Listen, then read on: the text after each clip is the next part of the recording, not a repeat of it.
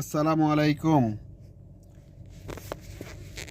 সুপ্রিয় দর্শক, আজকে আমি ডক্টর ইউনূস স্যারের কিছু গল্প নিয়ে বলতেছি।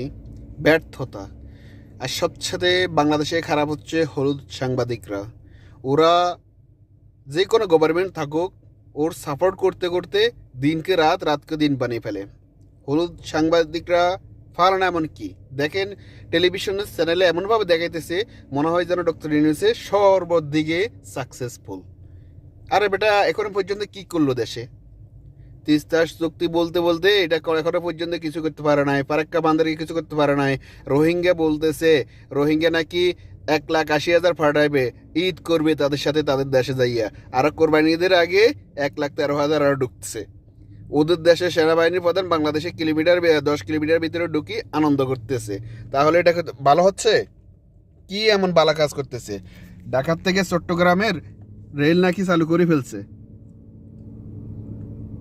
আরো কত কিছু শুনবেন।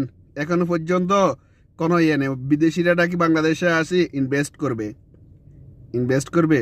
আপনার দেশের গভর্নমেন্ট শক্ত, ওরা চায় স্ট্রং একটা গভর্নমেন্ট।